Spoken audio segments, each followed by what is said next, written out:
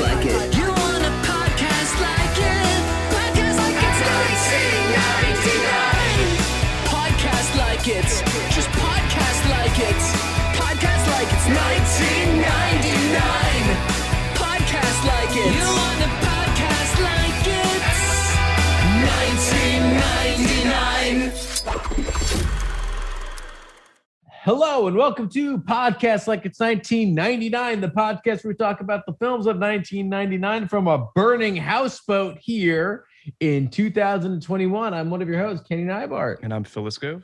And with us today to discuss John Travolta and the General's Daughter is Jordan Crucchiola, a writer and producer and a friend of the pod now. It's so good to have you, Jordan. I like to think I'm a fast maker of friends, so I do agree that is the assessment. Like we've had the foundation is built. Fastest. The foundation is built. I've known you the for house, 20 minutes, and I love 20 you. minutes, and we're already like best friends. This is the yeah. best. I feel like if I heard something about you from somebody close to you, I'd be like, oh, that sounds so much like him. Like I would just. Like, oh, that I get that. Like, I get that. Yes. Yeah. I know. That makes sense. It's like we've never spoken to each other, but we just picked up right where we left off. We just picked up right where we left off, cosmically. Yes. Cosmically. And yes, I have darkened your doorway with today's selection. Yeah, what's going on, Jordan? What is going on with this? I reached out to Jordan a few weeks ago and gave her the list of available films or films that we've yet to cover. Mm-hmm. And she immediately got back to me and said, it has to be The General's Daughter.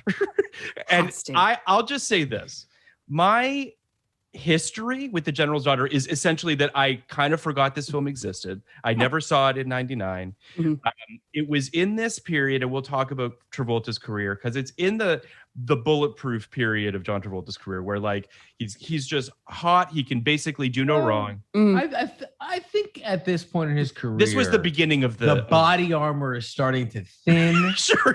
And I think the bullets penetrated a little bit. Was a turn. Sure, for sure. But I guess what I mean is that there's this sort of batch of movies post Pulp Fiction, Get Shorty, Face Off, where you're just like, Travolta's in a new movie and it's going to make $100 million because people are just going to go and see it. Mm-hmm.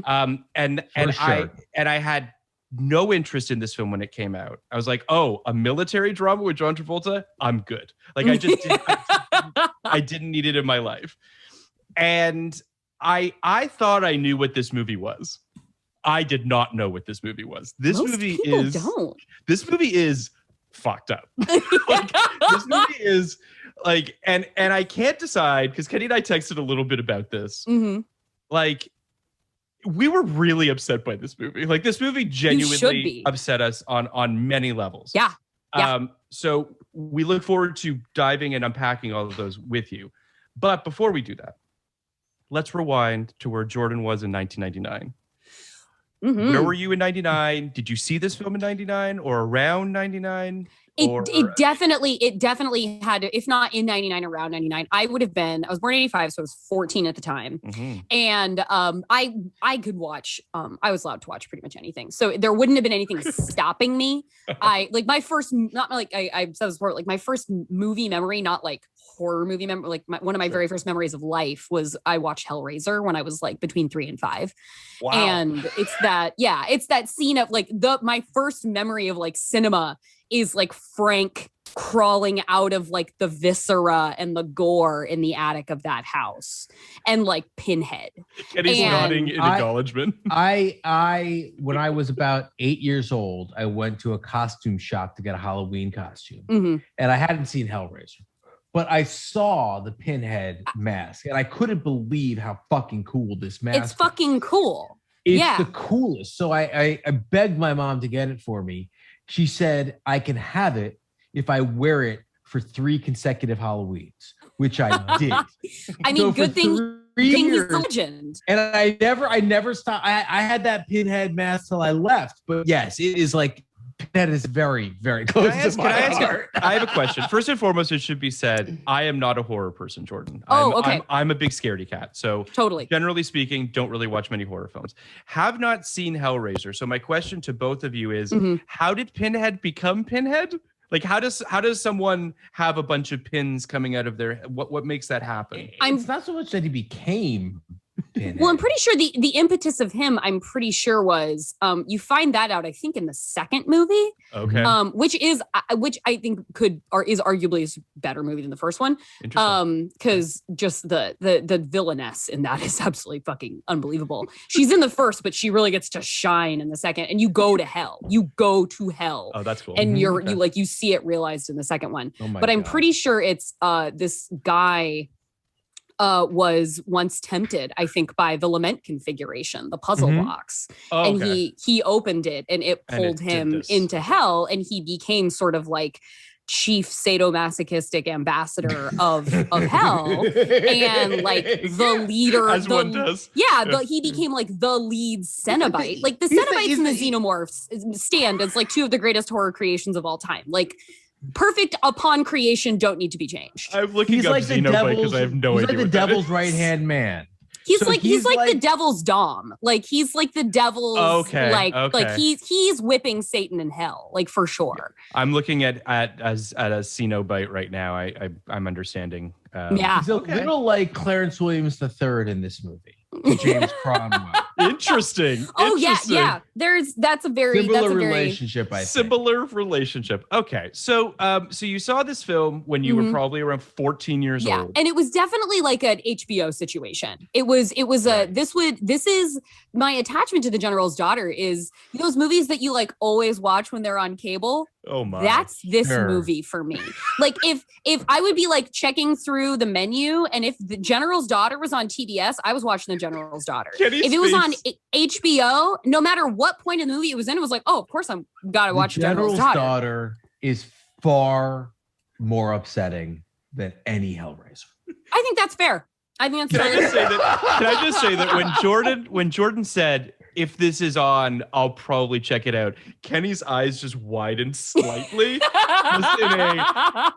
But why? Like, I will never watch this movie again. That's fair. It's a feel bad movie. A feel bad movie. All right, let's start from the start and not talk in vagaries. Mm-hmm. Go ahead. If you want to do, let's just do the synopsis. Let's just get this. Let's get this context out of the way so that we can just get into it. Then I can start to understand what's going on. Maybe when the body of Army Captain Elizabeth Campbell, played by Leslie Stephenson, who I learned is James Spader's wife, which I didn't know, just because we've been on a James Spader kick recently. Wow, no, I love that. Things, is found on a Georgia military base. Two investigators, warrant officers, Paul Brenner, played by John Travolta, and Sarah Sunhill, played by Madeline Stowe. Madeline Stowe, who's great. Who doesn't love Madeline Stowe? Are ordered to solve her murder. What they uncover is anything but clear-cut. Unseemingly details emerge about Campbell's life, leading to allegations of a possible military cover-up of her death and the involvement of her father, Lieutenant General Joseph Campbell, played by James Cromwell. This film is shockingly written by William Goldman and directed by Simon West. The General's Daughter opened on June 18th, 1999, in third place behind Tarzan and Austin Powers' The Spy Who Shagged Me. It would go on to make $149 million on a $60 to $90 million budget. It's unclear. One of those means this movie was a lot more profitable than the other. It's got 21% on Rotten Tomatoes from critics, 46% from audiences. I'm going to very briefly read. But 100% from critics currently on this podcast. On this podcast. Yes. Okay. Roger Ebert gave it 2.5 stars, said The General's Daughter is, as I have said, a well-made film. It is populated by edgy performances, and we get a real feeling for the characters played by James Woods as a career man with the secret to hide, James Cromwell as an unbending officer, and Father and Williams as a man whose hero worships the general to a fault. Travolta demonstrates again, as he did in A Civil Action, primary colors, that he has developed into a fine actor.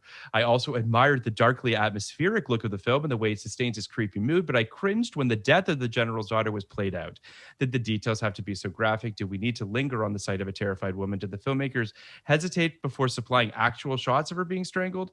Can anything be left to the imagination? I believe that any subject matter is legitimate for artistic purposes, but this isn't art. It's a thriller that could have spared us the details of this woman's horrible death. Yeah, I fully agree. Guys, I so rarely go for the hard sell on our Patreon, but it's worth it for Jordan's nods and head shakes. Yes. As I read Roger Ebert's reasonable review of The General's Daughter.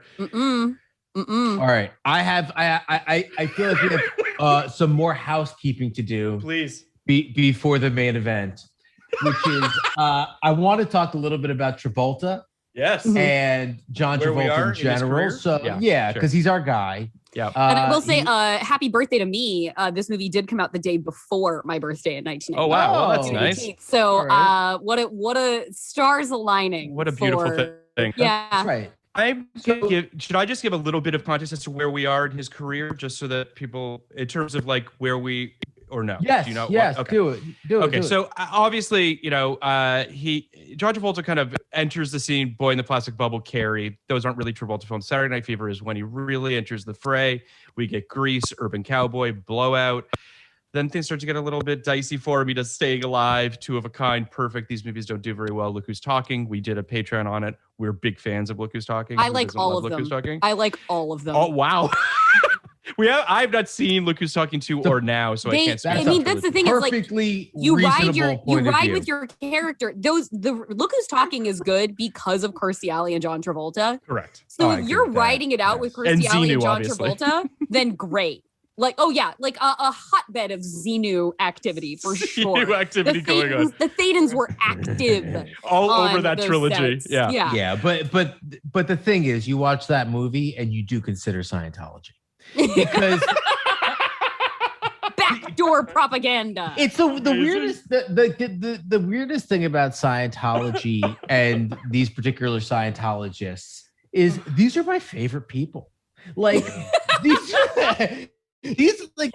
people. I mean, but normally like cults get you like with like like slimy shit and scary shit. It's like no, we're gonna send Jerry Maguire after you, and like that'll work. We're gonna send you fucking Rebecca from Cheers. Mm-hmm. Like come on, no, they got really good ones. They got really good. I mean, ones. Leah Remini is out now. Leah Remini is like out now, like on the forces of good. But like, who's not charmed by Leah Remini? I mean, come on. That's Stacey Carosi. That's my girl. Yeah. Like who's not had a crush on Leah Remini? I know. All these people like you love Beck. I mean, all these people you love. Jason Lee. And normal people. Like Giovanni Ribisi. These are some great people who we love. Who we love. So he does Look Who's Talking. He does Look Who's Talking now in 93, 94. Obviously, everything changes. He does Pulp Fiction. Then it's Pulp Fiction, Get Shorty, Michael, Phenomenon, Broken Arrow. Wait. I don't think those just get lumped in. Okay. Hold on. Okay. Right. These are movies he was in.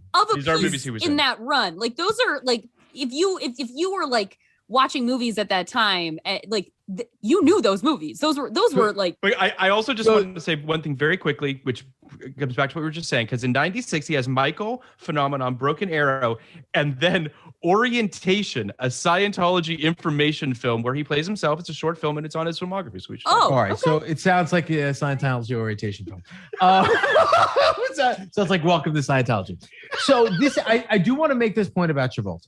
All right. Yeah. He does Pulp Fiction. He solidifies his standing with Get Shorty. He is now one of the biggest actors in the world. Yeah. He's back in a major way to the point where he's Michael, Phenomenon, Broken Arrow are huge movies that make $100 million based on his involvement alone. Broken Arrow was like John Travolta was so back after Pulp Fiction. I was like 10 when that movie came out, I think. Sure. I knew he was back. I was like, the everyone John knew. Travolta guy's back. Yes. Like I had a sense of this person like being on the scene and being a big deal. And it was like, and I was fucking 10. And it was just like, That's how pervasive it was. Yeah. Yes, exactly. Yeah. One of the few times, and probably 20 times, where an actor or actress could make a movie and it was just an event based on their involvement. Yeah. And that included these bad movies. Michael, Phenomenon, bad movies. Broken Arrow plays the villain.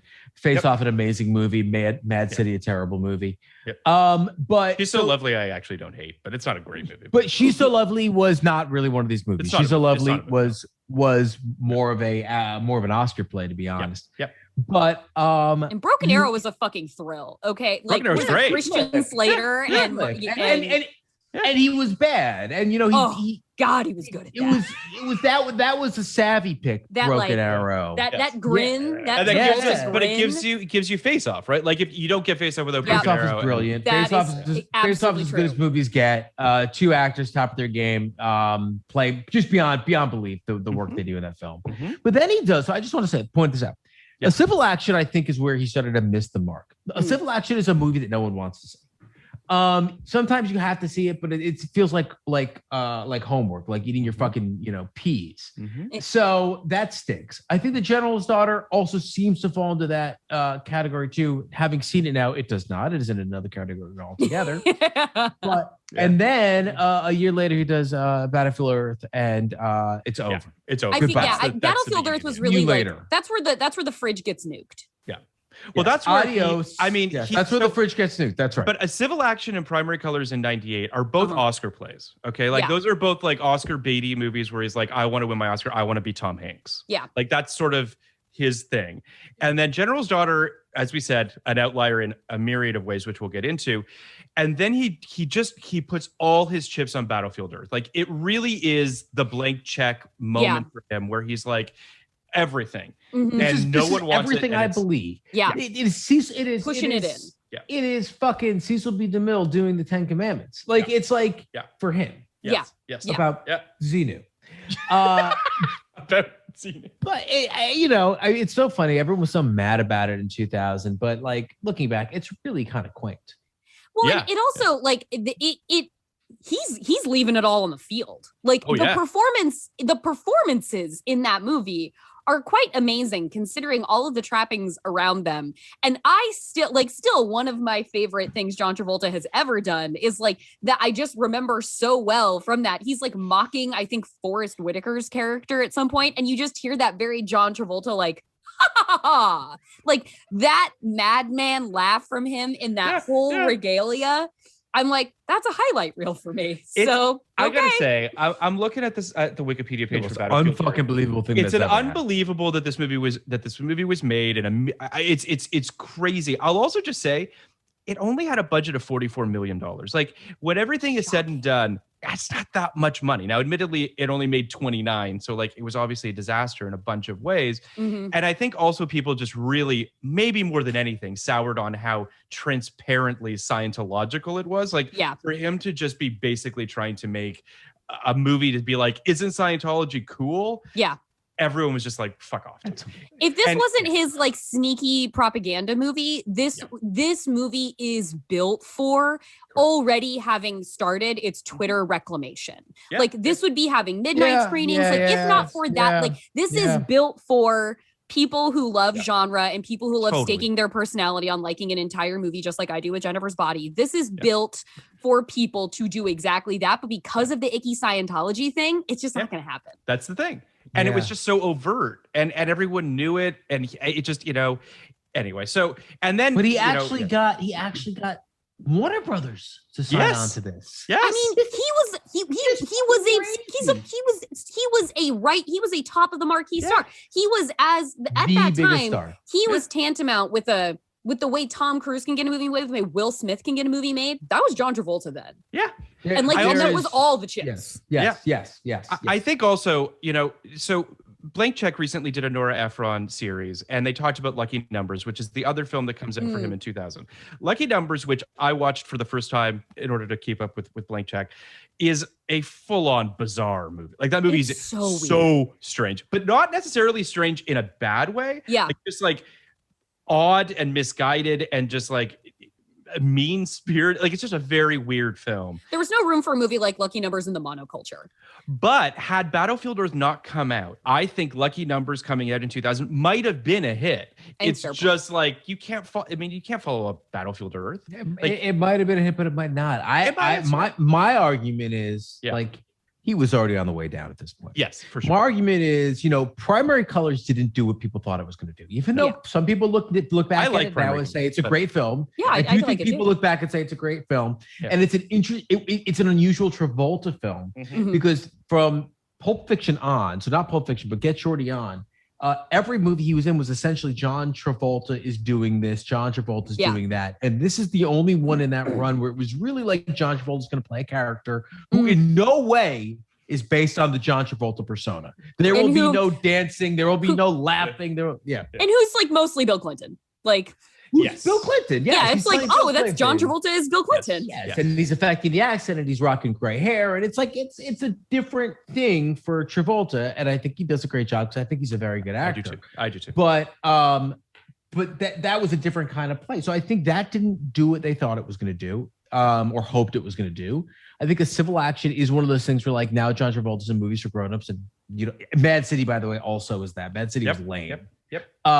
And then this weird movie that nuts like Phil and I couldn't tell you what it's about. We just thought it was some stupid military. I thought it was like, I honestly thought it was like just A Few Good Men. Like, I thought it was going to be just a shitty Few Good Men kind of like John Grisham meets A Few Good Men is essentially what I thought it was. And by the way, the book might very well be that for all I know. I have not read the book, so I don't want to speak for the book. John Grisham meets A Few Good Men is so my sweet spot. This is not my sweet spot. Right. But that's what I thought this was, is what I'm getting at. Like, and at the time in 99, I was like, I don't really need that in my life. Like, it was, and I'll also be completely honest that like, I didn't see a lot of these movies in this sweet spot of Travolta's career. Like, I never saw Michael until recently because of the Nora Ephron thing. I'd never seen Phenomenon. We watched a lot of that because my mom was super into Travolta, and so most of my mom was too. In the house. But it just, for all intents and purposes, some of these just slipped by me. So like Travolta was not my guy in the sense that I needed to see everything that he had in theaters. It is obviously he was for a lot of people.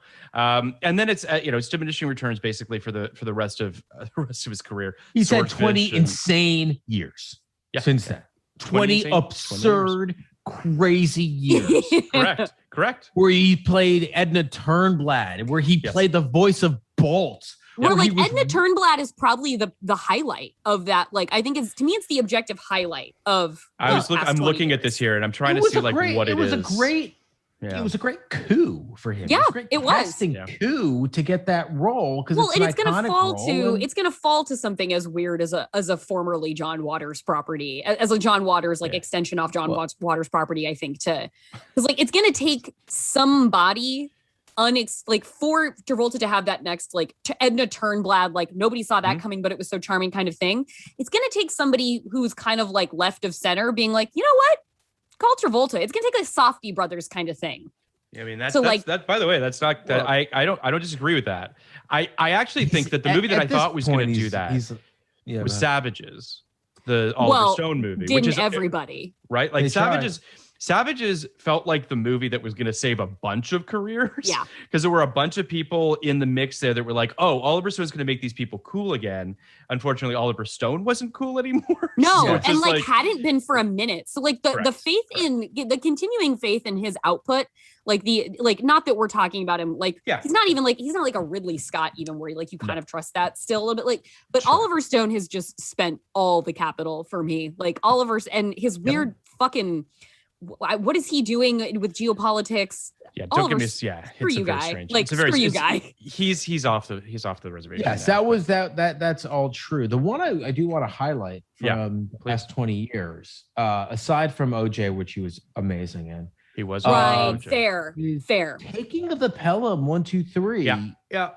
That was the lane I think he could have really kind of parked himself in.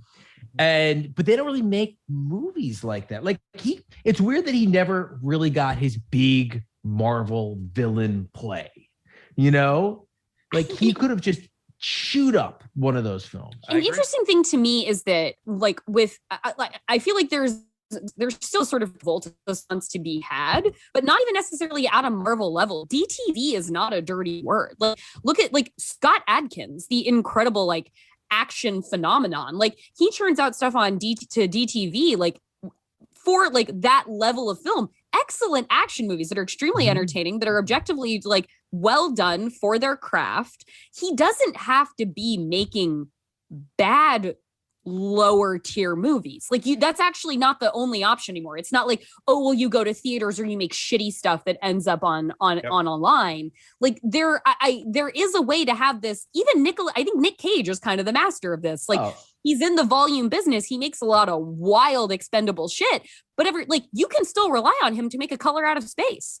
You can still rely on him to Mandy, or whatever. Right. You can still rely on him to be a part of that movie that's coming out where he's going to play himself and it's based on his life. Like that is still an option for Nicolas Cage. It doesn't feel like that is an option in the mentality, in the viewing mentality for John Travolta. It's just not. Yeah, I mean the other one who does it. The other one who does it is Bruce Willis. Yeah, who makes 6 films a year you've never heard of. You don't even know that they're happening. And then you could pull Bruce Willis into anything at any time. And high, low, mid-brow doesn't matter. Like he's Bruce Willis. But I wonder, I think you could with Travolta too, because I think it really did work with OJ. Right? He actually lent that project a bit of gravitas that I think it needed, right?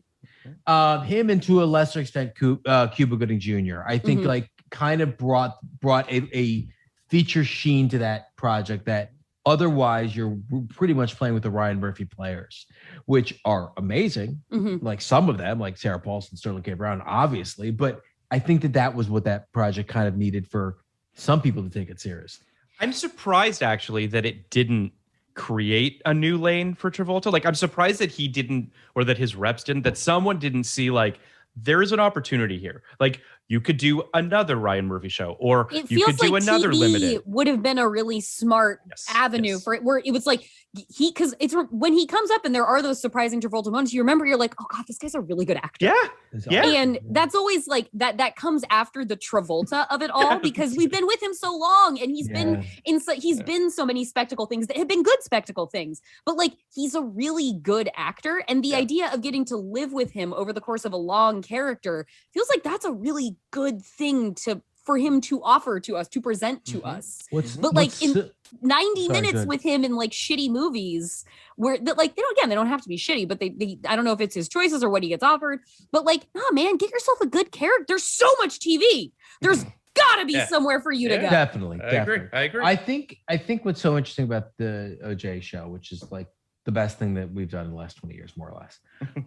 Some of these people wound up exploding off it in a very legitimate way. Sterling K. Brown goes from a guy no one's heard of to one of our finest actors. Courtney B. Vance didn't quite have the same bump off it, but now everyone knows that Courtney B. Vance is capable of anything, right? Yeah. Sarah Paulson, I think it took her career to another level. Then there were people like David Schwimmer who were in it and were very good, but were kind of laughed at and got no bounce off of it. And I think Travolta kind of fell into that. He was almost on the line. I think he did get nominated for something here and there. I think he was, but for the most part, I do think Travolta was kind of more in the we're gonna laugh at you for this performance, and that's almost a failing of PR positioning. Well, I remember there being I remember the really good feedback coming in about Travolta and the work, but it just kind of seems like we can't get over the face. And I don't I don't mean that even specifically. Work done or ugly or attractive or and nothing like that, but there's just something about that John Travolta face. It's almost too familiar to us, and it's almost we can't let it go. We can't let it go that it is John Travolta. So I think it's a fault of sort of the viewing audience to never sort of relinquish the novelty of the fact that hey guys, John Travolta, instead of just letting the fact that he's doing a really good job be its own thing. He also is, unfortunately, the internet really turned him into a punchline. I mean, I think he didn't do himself any favors. The Idina Menzel fiasco, obviously, will outlive him for sure. That's the weirdest thing ever. So weird. That inexplicable. Inexplicable. Weirder than Moonlight La La Land. I know exactly what happened with Moonlight La La Land. Anyone who's how did that? It's obvious. Right. Adele Dazeem. It would at least there would at least be something, a foundation to it if there was an Adele Dazeem. in our orbit. Like surely there is. It was but the like craziest in our thing. orbit, but it was just I don't like even think he was drunk. I don't get either. it. Yeah, it was like a neuro misfire. It was a crazy thing. It was a crazy thing, and it was like seeing the Matrix glitch. Like that was it was a glitch in the Matrix. So I want to just talk for a second here about. Well, I want to say one more thing. Okay. He started with the wickedly talented, which is like very specific to her. Mm-hmm. You know, like I mean, obviously he didn't write that, but still, like he was. But he with read it. the prompter. Yeah. He was Yeah. with it to read the prompter. Until that moment. And then Which he had a definitely stroke. didn't say Adele Dazeem. And the way he said it too was it was either like dying. he was trying to give it the accent that particular name would have needed, or Correct. like he knew, because it was like Adele Dazeem. It was like, oh no, did you know? Or did you just really commit? Like I'm losing it. I love it. I love it. So, all right, so let's talk about this lovely man. But the way into it that I want to kind of unpack for a second is something you referred to earlier, Jordan, which is the charisma this guy has, and the Honestly. acting chops that he has. Because I think that one of the things in this film that I don't understand, and there's many things, and I look forward to Jordan's unpacking of it, is it actually, he doesn't seem very likable in this movie. He's not really using his charm in a way that he usually does. Mm-hmm. You know, it's a head scratcher in so many ways. And I kind of want to just come at this on a Simon West level for a second here, because Simon West, this is his second film. His previous good Simon West. Sure. Simon West, who I know that you love Jordan, Con Air. So you know, Jordan. Yes. We have a little history with Simon West. Okay. On Screen History Drafts. is, Phil and I did a Jerry Bruckheimer draft on Screen Drafts. We did. And I played Con Air at 4, where it belongs, and Phil vetoed it. I did. So I love, because you wanted it higher, or you wanted. I did that not shit want off it on the list. I did not want it on the list. Oh. I went into this being a bit. I'm of a the person Simon who would have West. played Con Air. That would 100% been me. So yeah. I could tell you like General Sauter. But I went into this as a person who gives Simon West the benefit of all doubts, and I would say Phil probably gives him no benefits of any doubts. I actually, first of all, as I said on our Screen Drafts Bruckheimer draft, I didn't hate Con Air. I just don't think Con Air belongs on that list. Jerry Bruckheimer has made better films, and thus Top Gun was on the list, and we're better off for it. That being said, I think that Simon West was a Michael Bay disciple, if you will, a Jerry Bruckheimer pulling these kind of music video guys and having them kind of copy the Michael Bay aesthetic. And he does that very well in Con Air. This movie is outside of his lane. He does not know how to direct dialogue. Like, he doesn't know how to sit in a scene with people that is a quote unquote battle of wits, if you will. Yes. Okay. I feel you. Let me go back to the Travolta point. I feel like we rushed past that. Okay. And I want to frame this whole episode differently than our normal episodes. All right. Oh no. Okay. Because anybody who's seen The General's Daughter, which is $150 million worth of a bunch of people saw it. Yeah. 1999, knows that this is a bad movie. Except for Jordan. Deeply disagree. So this movie is doing everything it's doing damn near perfectly. So I need to understand. This is more of a, because Phil, you and I can go on. You and I can discuss why we don't like this movie. But it's your show. But I'm not going to do that. Yeah. This is, to me, this is a fact finding why you like this film. So I'm going to lay out very quickly what I think the problem with this film is. Very quickly what I think the problem with the film is. And Phil, feel free to do the same or jump in or whatever. But I think very quickly Travolta is used incorrectly. I think Travolta plays high status nice guy or low status driver. I think status asshole is not his lane when he is a protagonist. High status asshole when he's a villain, he's the best, but that's not who he is in this movie. He's supposed to be your way. I think the subject matter is utterly absurd. I think the framing of this the victim is deeply misogynistic. Well, I think that's not wrong. I think it's. I'm glad we agree on that, Jordan, because I was gonna be really scared. I think it's. I think its politics are all fucked up. I think it has no concept of what and how to explore the quote unquote issue of women in the military. Mhm. And I mean that quote unquote because it starts in the beginning. I think its concept of what rape victims do or how rape victims process trauma is dangerous and disturbing. I think the mechanics of the investigation are bizarre. I think the use of Madeline Stowe is just to put a damsel in distress. Can I jump in here for a second? Go ahead. Because I don't want this to become too much of a tonnage issue, and I also don't want to make this seem as though. No, I'm gonna shut up because I'm gonna shut up too. There's a couple of things that I do just want to quickly highlight, and I also just want to make it abundantly clear, Jordan, that I very much respect your opinion. I am in no way, shape, or form laughing at it. I really, honestly, like this. I fear no man's opinion. Nor should you. It's tricky material. You know what I mean? Just in terms of some of the, quite frankly, landmines, no pun intended, that this movie steps on, because it ends in a very subtle minefield. So I don't want to kind of suggest that we're making light of this stuff, because it's not.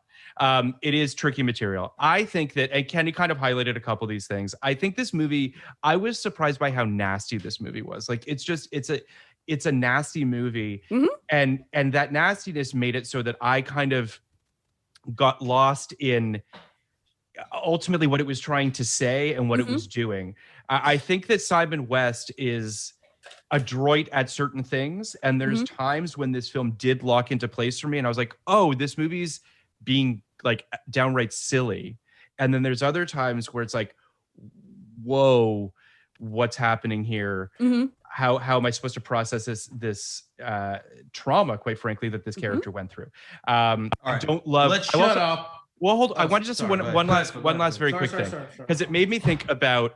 You've seen 8mm. I can only assume you've seen 8mm. Yeah, I don't like 8mm that much. Right. I don't think Kenny and I particularly like it either. I think it's got issues in terms of how it extrapolates the BDSM world and all of that, because I think that at this time that was used, and I guess maybe it still is sort of used as kind of a cool, kitschy thing to kind of throw into your movie to make it seem edgy. And this movie's interpretation of BDSM is bizarro bonkers town, where like this character has this horrible trauma, she's raped, and then she gets into BDSM. It's all very sort of like muddy in terms of what it's saying about that universe and that world and that predilection. So yeah, that's kind of, these are, so again, I'm gonna shut up because I want to approach this like this is the presidential debate, and we can't talk, and our mics are off. Mics are off. I'm gonna do my best to like take notes, but this is Jordan. I got to tell you, this is we've done 200 episodes. Yeah, this happens every once in a while, where the guest comes on with a very different viewpoint from one of us or both of us. Sure. And I don't think that I don't really have much else to say. I'm totally interested in. You think I'm not used to people having different viewpoints than I do on the general's daughter? No, I mean, listen. I'm on an island out here. All right, let's do it. And also, I just want to say, like, this isn't an attack. Like, I'm genuinely very curious about. Phil, I am literally putting myself on mute. I dare you to do the same. I'm doing it right now. I'm muted. No, I love a participatory conversation. If this is my entry point, though, I think all of the things that you guys have said, I think are accurate things to say, but I think they are expressed seemingly almost as isolated points of critique, when I feel like if you take all those points as a whole, this movie actually works together on all of those levels, where those are pulled out as like, it does this wrong, it does this wrong, it does this wrong, it does this wrong. But I think alongside each other, it actually becomes the whole is greater than, than the sum of the parts, I think is the turn of phrase. Because like, bless the 90s for being able to give us these movies. The sweaty, cheap, erotic thriller heyday of the 90s. Like, that's why a movie like this can exist. This is like the Wild Things of A Few Good Men. Like, this is taking the John McNaughton sweaty Miami crime, like, sexual intrigue energy of the 90s and Basic Instinct and that, like, you know, erotic thriller heyday. And it's like, let's infuse that into, this is an exploitation film. And I think looking at it through that lens, I think informs a lot of, and whether or not that's intentional, I'm not going to put that on the creator. I'm not going to be like, you know what, Simon West meant to make an exploitation film. But I think what Simon West ended up making was an exploitation film. The charisma of Travolta completely works for me. I think the chip on his shoulder kind of mood that he plays in this movie that is like named and like, you know, he's dressed down for by James Woods' character, I think actually works perfectly. I think the way that he has that speak through his teeth thing that he does works very well for this like military police officer. And like, you forget kind of how big John Travolta is. Like, he fills space. And so seeing him in the military, the military police uniform, I think he just cuts the right figure for this kind of role. And I think because he's meant to be manipulating people in the way that he is, we meet him when he's like doing an undercover, like a sting operation for people trying to illegally acquire arms. And he's supposed to be sort of this bumblefuck, low tier striver kind of guy, but is actually just funning people. So when he goes from like the Southern bumblefuck soldier who's like in an arms deal to like the soldier who's the military police who's actually manipulating that guy, I think he pivots back and forth between the various moods, the many moods that this movie demands of him very well. And I think the bottom line of like the idea of how grisly this movie is, I'm a fan of rape revenge films, and that certainly informs like how I can approach this movie and appreciate it. I find a lot of value in those movies. Why should it be any better for you? Why should this story of this woman's trauma, of this woman's rape, why should this be easier for you to watch? Why should this be easier for you to handle? And I think the fact of like what we saw in Game of Thrones, like the very interesting conversation around the Game of Thrones episode in which Sansa is finally wedded to Ramsay Bolton and he's raping her on, I think that's their wedding night, of the many times that he did. And there's that entire scene where we hear Sansa being raped, but we only see the pain through the eyes of Theon Greyjoy. We only see the pain through the eyes of Reek. And we are meant to empathize, if not more, as much with the agony of Theon in that moment as we are the agony of Sansa. And that show had a really embattled relationship with rape and exploitation of women generally. But in that moment, to say we're even going to deploy a rape for a narrative reason here, we say, but we're not actually going to prioritize the experience of the victim. We're going to prioritize the experience of this man. I think what this movie does is it gives you this heinous exploitative premise. This woman is traumatized after being gang raped in college, and then her sort of entire life after is organized around that traumatic event. How's that not true? And why should that be presented as any more palatable than... Why? All right, so I'm jumping in. Yeah, please. On rape, I'm in. I'm in. All right. So spoken like a true ally, you know? So let's talk about rape revenge films. Yeah. In general. Mm-hmm. Talk to me about just, I guess, why that when you say you like rape revenge films, what is it about them, and what are some examples of rape revenge, I guess, exploitation films that you like? I think, to me, the best sort of classic example is Miss 45. Like, I respect what Spit on Your Grave is doing. It's a very hard watch. I don't enjoy the process of watching it, but I appreciate narratives, or as a genre and horror like devotee, the stories that get me going the most are the ones that revolve around woman's vindication. And there's no more acutely delivered example of that than a rape revenge film. And it takes something that it sort of shows you what horror is capable of and what genre is capable of, like of bringing our worst fears to life. And it takes something that is so common. It takes something that is so proliferate, which is the rape and rape and violation against women, which is endemic to this society. It takes something and it presents it to you in the most unsparing and brutal ways possible. And yes, at times we fall on the wrong side of that exploitation and empowerment line. That's a very delicate dance. And it's something that I think is one of the most fascinating aspects of these kinds of movies, is that it shows you what empathy can look like and what exploitation does look like. And it asks you to find the middle in that, which is a really deft exercise in filmmaking. I think watching the arc and the evolution of rape revenge films from the 1970s to the present is an incredible microcosm of studying how women are valued on screen and how we treat them and how we involve them either as collaborators or subjects and objects to be used. And I think when you see the new wave of exploitation, rape revenge-ish films that have come out in the past, like really 5 years, MFA, I know Jennifer Kent doesn't like The Nightingale being classified as a rape revenge film, but that in sort of technical grounds, it very much is. Literally Revenge by Coralie Farget. Promising Young Woman falls into that category, but in a sort of atypical sense. Can I ask a question? Sorry, yeah. I don't mean to. I certainly didn't mean to interrupt you. I want to just kind of, because with this film in particular, you know, Kenny and I talked about this back in the early days when we started this podcast, and it's something that I continually come back to. It's obviously something that I talked a lot about in film school. Intent.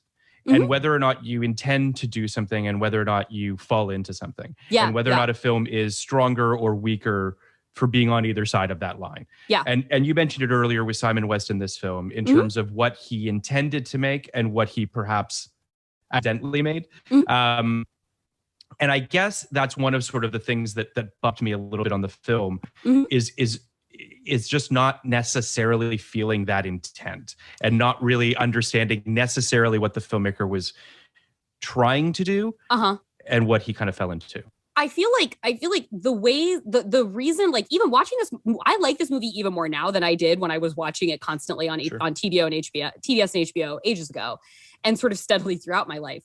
And what really impresses me about it is that it's not in favor of any of the shitty things. Oh, I don't think it is. And I don't think you guys think it's supporting it, but the way that the characters play out their roles is so, and like these mostly everybody's horrible, feels so real.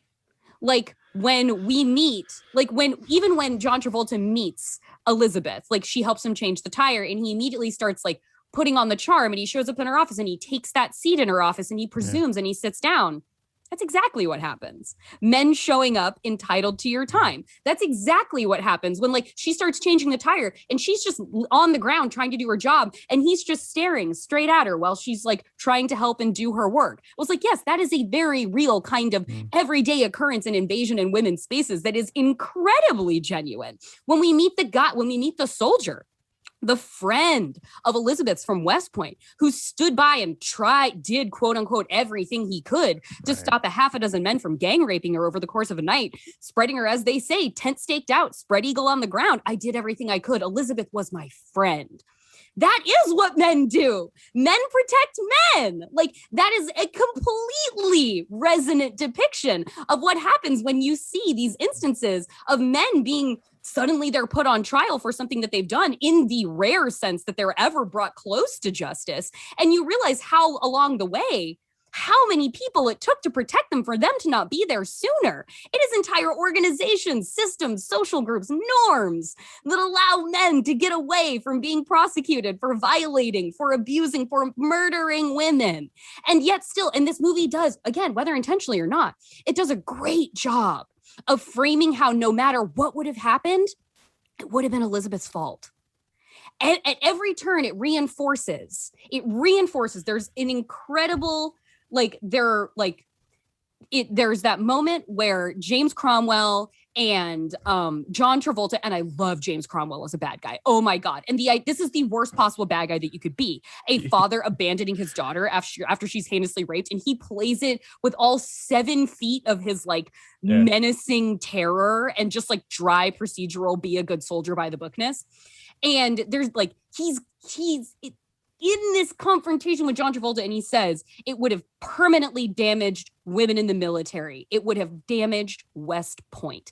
Every interest is put ahead of a woman. Every interest is put ahead of her life and her safety and her well-being in the event that she is attacked. And at every instance in this movie, we are reminded of that. The promising young men who attacked her. We'll never find them anyway. And what about all those 1,000 soldiers who didn't gang rape a woman that night? What about them? And it says that over and over again. And when they're down in her BDSM dungeon and they talk about how if this comes out, like James Woods' character, he says, do you think this is worth ruining the life of a girl who's already dead? Because he knows if this comes out, it ruins Elizabeth and she's already fucking dead. And she can be dead. She can be a body on a slab, having been raped and murdered, laid out in an army base, choked by her own panties. She can have that happen. And yet somebody who cares about her still has to worry. I won't participate in her character assassination with her gone, because it would be. And if she got found out in process, they know they had to bury that she was fucking every man on the base and participating in these leather dom predilections, because if anybody found out about her, it would corrupt daddy and it would be a problem for the base, but it would ruin Elizabeth. It would ruin her life. Do you take reinforcement of that at every turn? I was like, no, that's exactly fucking true. And it does it so dirtily and so upsettingly that it's honestly, yes, the shittiness of this movie is commensurate with the shittiness of patriarchy. It is. I don't. Gross and fucked as the system. But this is what I'm bumping up against. Yes, please. All that could be true. Sure. But in the end of the day, isn't it also affirming the patriarchy? Isn't it also saying it's almost like the right wing, the only way to stop a bad guy with a gun is a good guy with a gun. The only way to stop a bad man is with a good man. Sure. But that's a problem. Oh, sure. But I also I will forgive the 1999 of it all. If this movie were made in 2021 and you did that, I'd be like, what is this, 1999? I don't expect a movie of this era at this time to have punched higher. I'm in fact kind of taken aback at how assertive it is. The way that it gets to the insidiousness of don't ask, don't tell. The way that it presents the position that James Woods, oh God, I wish James Woods wasn't an absolutely odious, horrible person, because he really delivers. And he's doing a great job in this role. And he's a closeted gay man. He's in a relationship with his lawyer. It shows you the deleterious effects of that man having been closeted, of the position that he is forced to put himself in for fear of being outed. He gets thrown in the brig. The ways in which he has to move himself around the system, to be honest, with basically only one person around him, who is Elizabeth, who is this mentee of his. The way it touches on that, the way it talks about when James Woods is in the cell with John Travolta and John Travolta has him up against the wall and he's like, you don't have rights here. You don't have the right to remain silent. You don't have the right to an attorney. You're a soldier. And I'm like, that's a fucking indictment. That's not pro-military. That is an indictment of how this works. Having the general, having the head of West Point, knowing that this woman, the daughter of this big deal general, has just been gang raped by multiple students at this academy, and dad flies in and they're having that man to man over booze. And he's telling him Joe, we just can't have it. It'll ruin the academy. To have a high-ranking military brass member sit there and talk about how the life of a woman is not worth that of the reputation of West Point Academy, because why would we change West Point? Why would we change this when we can just pretend it never happened? And the emphasis throughout the movie of why would we change anything when we can just protect the way it is also resonant now. That is extremely true now. The ways in which this points out that the systems that work against victims are shitty are actually as true now as they were in 1999 as they ever were before it.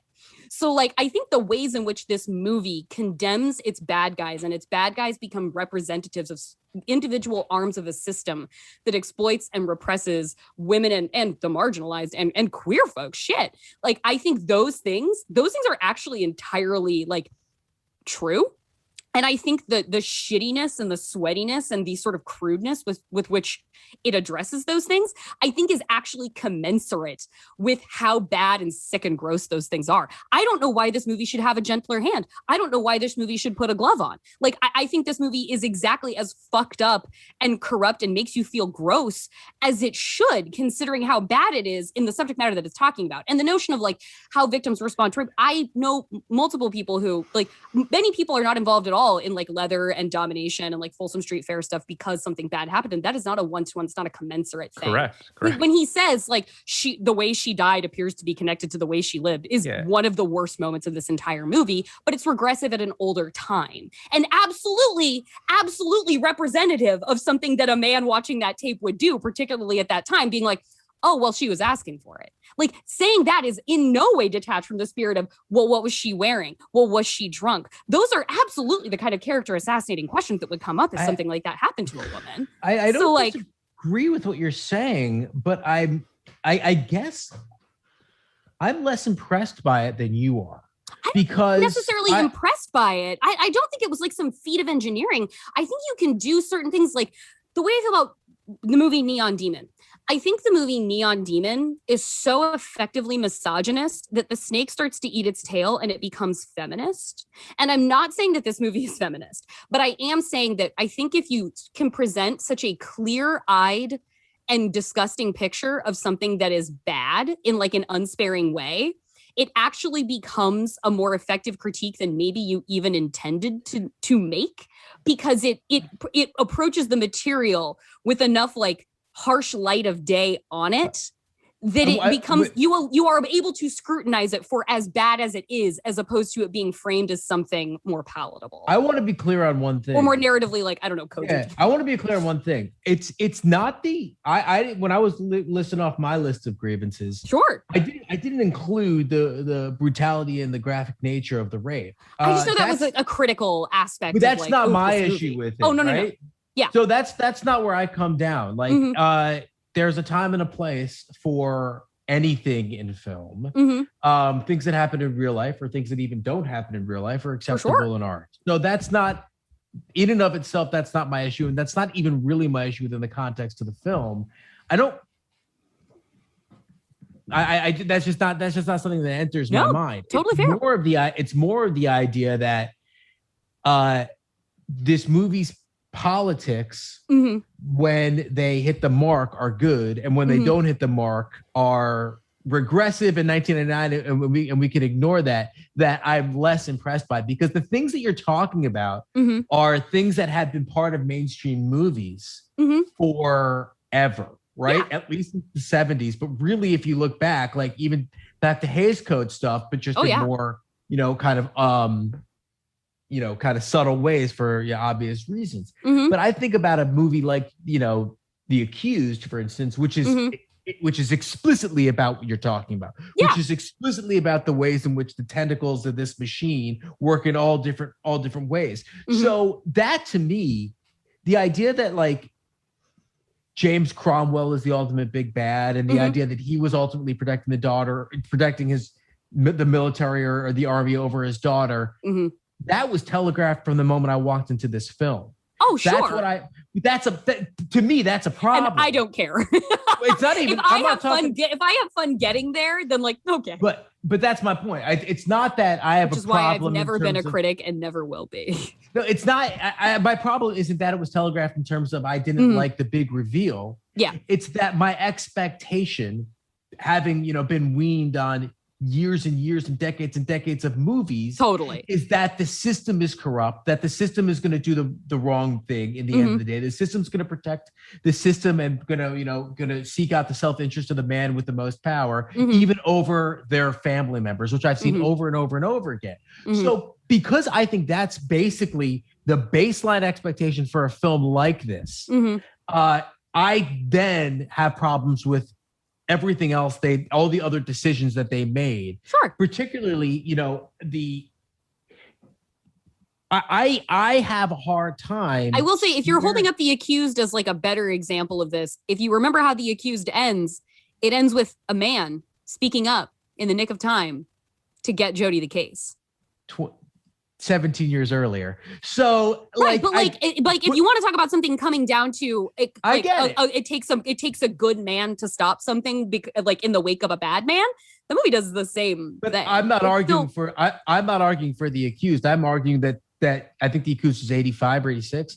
I think I'm arguing that the accused got here 13 years earlier, and there were movies that did it a lot earlier too. Yeah. I'm arguing that any moviegoer, anyone who's watched these movies, courtroom dramas or dramas about the military, know that the vast majority of Hollywood directors have kind of a cockeyed view of these systems. Yeah. Particularly don't use it as your primary source. Right. So I more feel like, in terms of the Elizabeth character, that I have a hard time. Phil told me that you viewed it as an exploitation film, and I kind of tried to understand that. I don't see that sheen here. I see that there are exploitative aspects of this, but in terms of the wish fulfillment part of that, I don't see that. Like I see. Oh, I don't think. That's why. Promising Young Woman is my favorite movie of last year, and I consider it coming out last year and this year because it did. So it's my favorite movie of this year too, and I don't imagine it's going to be unhorsed. That movie is the antithesis of wish fulfillment, and I think in a genre of movies where it does so much revolve around wish fulfillment, and we do get that so much. In sometimes cold comfort and sometimes like red hot bloody satisfaction. But I think having alternatives to that wish fulfillment is also I think that also has to, at points, for sure, correspondence to a more realistic play out of how these things go, which is that, and like the idea that he's going to court martial the general as if that would ever fucking happen. This military police guy is going to court martial the 3-star James Cromwell general. Will. But that to me is satisfying in the moment. Like, and the thing about being a woman and being a queer woman watching movies forever is that you become people become kind of creative geniuses at finding themselves and their needs in between the lines of things, because we're so rarely given what we want or what we need or what is true in text. So the headcanoning operation of women watching like exploitation and exploitation adjacent films, if those are things that we like, we just get on and not that every woman likes these kinds of movies, or that if you like these kinds of movies, you like The General's Daughter. Most people fucking hate this movie, but it's still I'm very much conditioned to immediately start molding things in my mind that are superficially satisfying to me and finding the pathways where they can become more substantially satisfying, because I just frankly don't have the expectation that most people are going to be able to deliver material of integrity in this way ever, because I'm used to being let down, and there's no reason I should develop unrealistic expectations that men are suddenly going to know how to tell these stories. And least of all, one that I think may have slipped ass backwards into the things that it did right. Which I would argue I don't this film does. care if it slipped ass backwards. Yeah, I don't think I personally don't. Yeah, I don't care. I think it's not. I don't. It arrived as it arrived. The issue of intent, honestly, is more something for an executive deciding whether or not to finance the guy's next movie. In terms of whether or not you like the film, it means almost nothing to me. As long as if I sense malicious intent or negligence, that will bother me. Like the movie Malcolm and Marie. I have having nothing to do with however they talk about media and critics in that movie.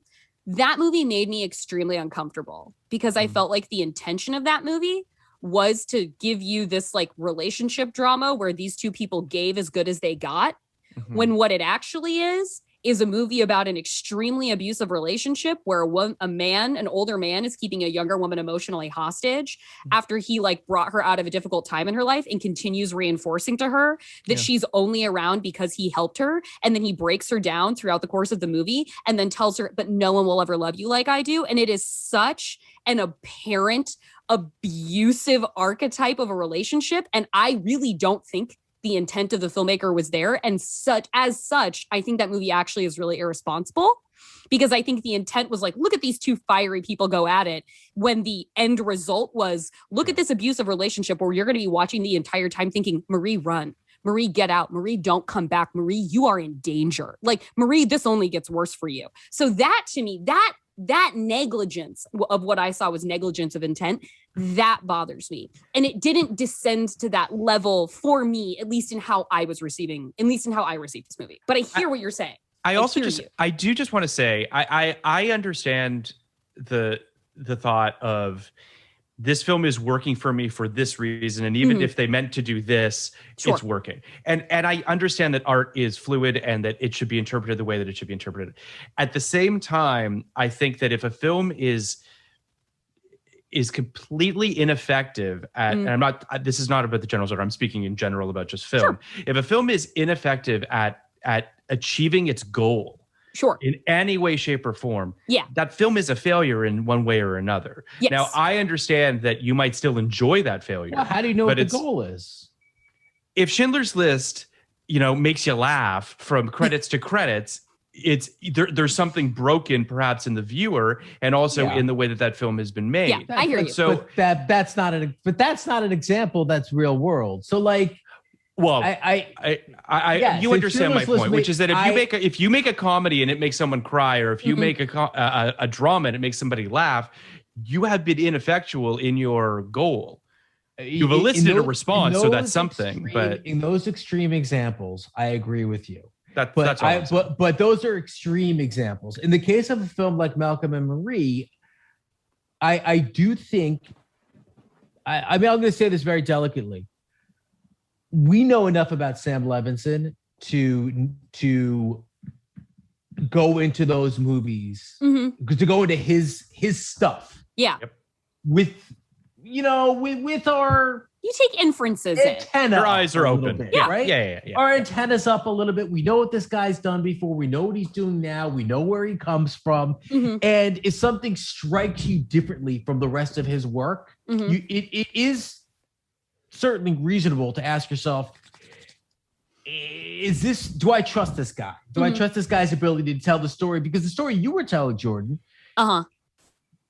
let's assume it was made by, there actually literally is a person named Director X, but Director X, right? Yeah. Some random director. Yeah. You might be intrigued to watch that person's next movie to see if that's the kind of films they're trying to make. These covert, subtle horror films about women in bad situations. I don't, because I whatever baggage I brought in from Levinson, which I did into that movie, I was completely taken aback by that. I was like, oh, what I didn't expect was for this movie to feel like a tacit support for this kind of relationship as just what creative people do. I didn't see that completely blindsided me. And I thought of however anything I'd feel about that movie, I didn't feel like I would see something that felt like somebody creating abuse, but not naming is it abuse, and therefore maybe not understanding what abuse is, and making a movie that kind of made it seem like a necessary intrinsic part of just like what creative people do with each other behind closed doors. Right. And I was like, there are ways in which I think Sam Levinson is an irresponsible storyteller. I didn't expect that one to happen. So that one, like it lent to my uneasiness, not having been prepared for that. I was can I ask a question though, in terms of within the same milieu, but just in terms of General's Daughter and looking at Simon West's output and looking at him as a filmmaker, it's hard for me to really, I'm not suggesting that the things that you unpacked aren't accurate. Like, I think that everything you're saying tracks for me 100%, and it certainly has made me look at this film through a completely different lens, and I appreciate that. But I also, not to harbor on this intent thing, but I really don't feel like Simon West necessarily came into this to make the film that you've gleaned. Yeah, I don't. Which doesn't take away from the film that you've gleaned. No, it's just like I as I said earlier, we were talking about Travolta, and kind of dipped into the Simon West thing on a purely sort of like technical level of a filmmaker. I look at this film and I think this film is decidedly well made on a technical level, right? Like it's not actually nearly as kinetic as I thought it was going to be. It wasn't actually. I actually like the Southern lethargy that it sort of infuses. Absolutely. And the fact that everyone looks uncomfortably perspiring all the time. I like the sweat. I the vibe of the film, and by that I mean just sort of the aesthetic and the tone of it. I think is generally effective. I think that there are shoehorned action set pieces like the under the under the houseboat. Oh my God, I love it. Just tack it on. No, it's fucking tack it on. I'm all for it. I just wish that this movie more of that opens movie. with a pretty grisly shot of a man's head going into a boat motor, and you watch it like go. I was like, oh boy, watching that now, I'm like, wow, that really sets the table for what's about to come, doesn't it? Correct. I thought it looked pretty cool, and I had no idea why it was happening. Oh yeah, it was great, and I love that. I love that. But that's kind of my point, which is that like when the movie's in that mode, I was like, okay, I kind of get this. Mm-hmm. The movie's just vacillating a lot in its tone and in some of its issues, I think come from a director that doesn't feel confident in certain modes of this movie and confident in others. When it's the two-hander scenes. I really want to make a point. See, and I buy what these characters are selling. I love James Cromwell and John Travolta in the tete-a-tete. I love weird Clarence Thomas III just like looking like his veins are going to explode out of his. Clarence Thomas is the Supreme Court justice. Supreme Court justice. Clarence Williams III. Like I love just looking at him being like a contained explosion, being he was good. This entire movie. Yeah. Timothy Hutton is being perfectly like bad nice guy. He's so gross. I love him in this. He is. And they do damsel Madeline Stowe a few times, but they also make her that bad bitch that Madeline Stowe always is. And when she's like marching through West Point, just like fucking with soldier boys, I was like, this is the Madeline. No, that was Stowe great. I like that. I was all right. So and I want to. Her and Paul are co-equal branches of crime fighting. In this movie. I want to take you through my journey with this film a little bit because I go into every film, hoping to like it. Why wouldn't you? Right? Yeah, I'm very generous with movies. Yeah, well, I mean, why wouldn't you? You got to sit through it for an hour and a half. Yeah. So, hopefully you like it. And I watch again. There's some shit in the beginning that I'm like, okay with. All right, I can handle it. I like Michael Bay in theory. I realized I like him a lot less in practice than I thought I did. And see, I think a real important root here is that I am like definitely in for about 80% of Michael Bay's output. I fucking love Transformers. I love Transformers 2. The racist shit is really bad with those Autobots, and that should have never happened. But like as far as like delivering the specific aesthetic sheen on a specific kind of action movie and executing in a way that only he can. There are many Michael Bay pretenders, but there is only one Michael Bay in his like dirtbag actioner extraordinaire. I agree with that. What was your journey with this? Sam Witwicky are one of the great couples. My journey with Michael Bay, very simply, is I would have said the same exact thing as you before we did the Bruckheimer draft, and I watched a lot of Bay, and I realized I really only love The Rock. But and I really love The Rock, and I, kind of you should. And I think but I actually think Transformers. Like I loved seeing Transformers in the theater because there was something about those big Michael Bay scenes where I'm like, the man is back. Like he's giving me the Michael Bay thing with the fucking scores behind it and the slow mo and it's great. Okay, so, it's shit in the urban landscapes and the machines and all right. So he's Michael Bay, and I'm always down for like, all right, maybe this is gonna scratch that rock itch for me. Right. You're always chasing that high. And in that Bruckheimer thing, you have the rain, you have like the Crimson Tide military shit. The flares and the backlighting. Right? And that's all in this. Yeah, so I'm like, I might be down for this. And then like, you start up with Elizabeth and I literally wrote down like, first thing I'm thinking is like, God, they're so sexist. And I'm like, wait. The sexism is the point. Okay, cool. See, that's where I'm at. The sexism is the point. I was there, right? I was there for a little bit. And then it started to fucking, kind of occur to me. All right. When she's dead, spread eagle, completely, untouched, essentially, naked, but she's not, showing no signs of being dead. She is like she only died of asphyxiation. She was essentially untouched. And Travolta's line when he leans over her body, having met her and, kind of maybe hit on her a little bit, was she was a lovely, lovely lady. I started to think, okay, you can't really do a movie about sexism in the military when the people making the movie are sexists. And Well, I've got a century of cinema to show you. But I know, but that's the point. Like that the fact that believe like, me, I've been living under the limits of men's fucking imaginations for my entire I get it. Like, but Jesus fucking, do you want me to enjoy anything? Do you want me to enjoy anything? Christ. Maybe not. So you if I obviously was get, waiting you for obviously men get what to I'm be good saying, at this, then I would never get there. But it's just a weird paradox to say, like, isn't it just? Isn't it just? Isn't it All just right. fucking weird? This I basically am saying, like, hey Jordan, I figured out everything you've known your entire life.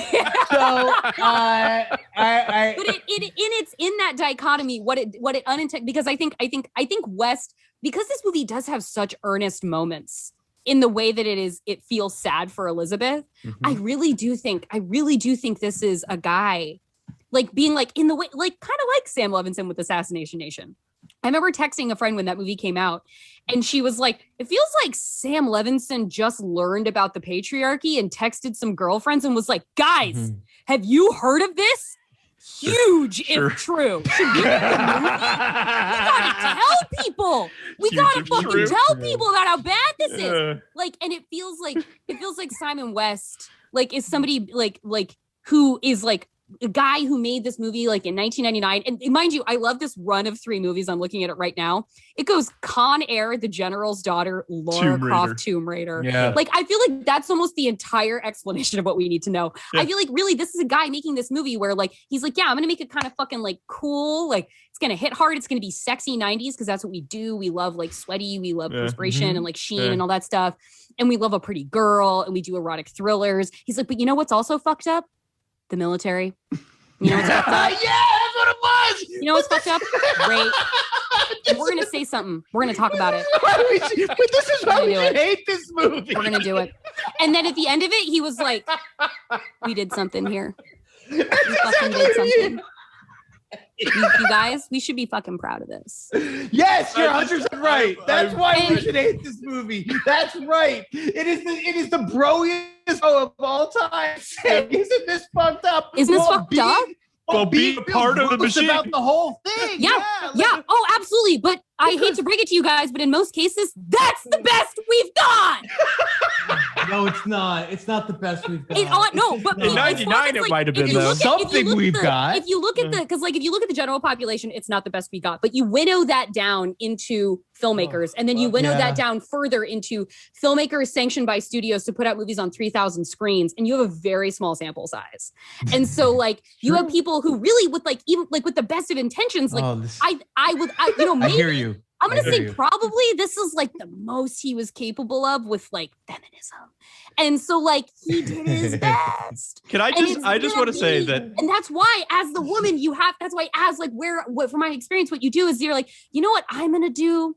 I'm going to fill in all those holes you left. And I'm going to find the subtextual readings of everything you left behind because you just weren't there all the way to deliver it. But I can find enough meaning to create an oral history of this movie in the tradition that we do to give it a greater punch than what you were capable of imbuing it with. Like you put it down and I'm going to pick it up and I'm going to carry it across the finish line for you. Because I had the exact opposite viewpoint because everything you're saying is true and also hilarious. But my point was like, I said this to Phil. Yeah. I said, this is almost Green Bookian in the way. And I hear what you're saying. I hear you. Like this is a very well-made movie by a professional filmmaker with professional people behind it.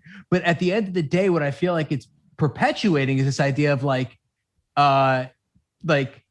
there are bad men who are nothing like you. Yeah. And then there are good men who are you, who are just a little sexist. Just a little sexist. And that's good. Those are the heroes. But I have a lot of women friends. Yeah, like, those are the heroes. Yeah, like the heroes are the guy who are like, like not the ones, a male feminist. Those people are villains too. Like you, Travolta, who say things like, and I had to write it down, today we have to boil people before we have sex with them. Yeah.